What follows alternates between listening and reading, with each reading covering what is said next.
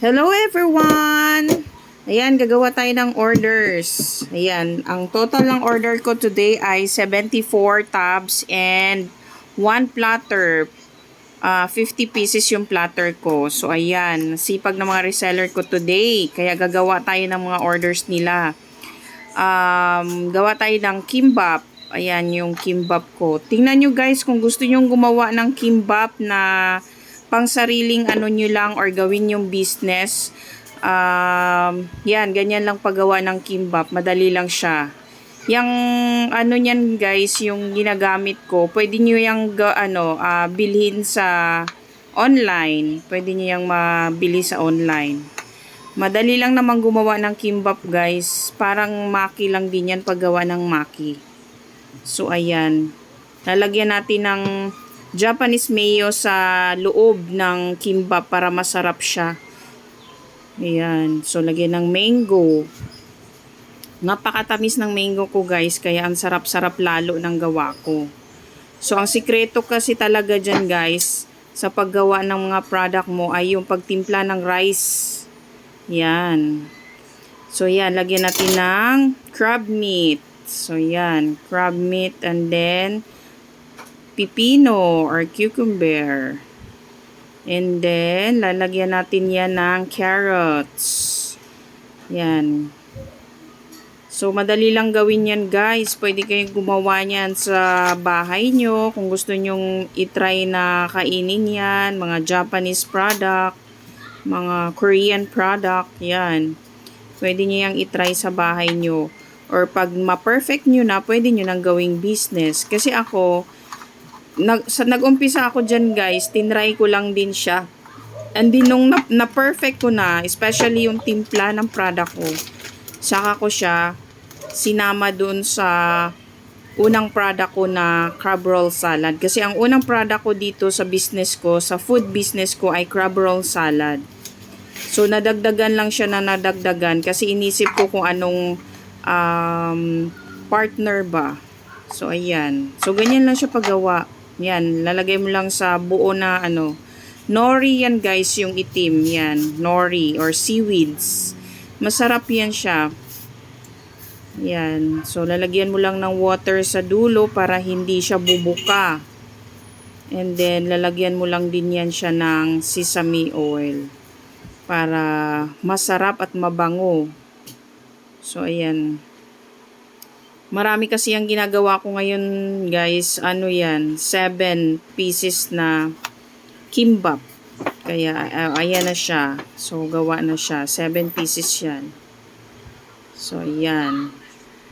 Pagkatapos nyan guys, lalagyan mo na lang siya ng sesame oil.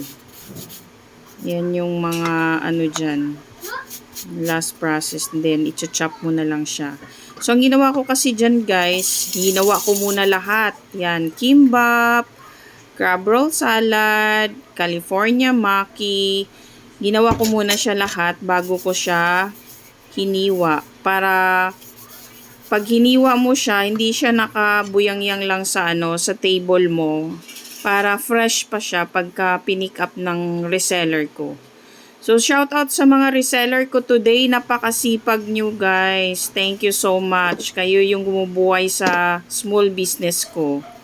So, ayan guys. Gagawa naman tayo ng California maki. So, ayan yung paggawa ko ng California maki. So, madali lang din yan guys. Ganyan-ganyan lang. Lagyan mo lang ng rice yung nori. Ayan siya. Yan yung...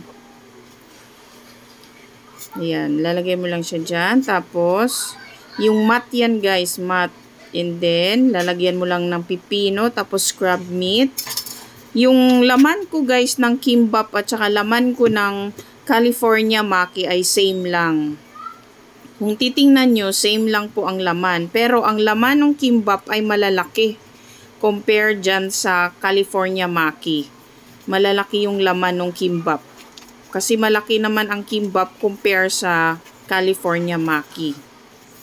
So, ganyan lang po yan guys. So, dyan lang yung yan lang yung business ko na pinagkaabalahan ko. Pag may order ako, Hindi ako nasama dun sa husband ko hindi ako nasama dun sa site, sa mga project niya. So, pagka marami kasi akong order, ako talaga yung gumagawa. Kasi, hindi kaya ng ate ko. Lalo na pagka may oras yung pag-pick up ng mga resellers ko. So, sa mga gustong mag-reseller dyan guys, nako, PM na kayo, sayang yung extra income. Malaki din ang kinikita dyan guys sa pagre-reseller.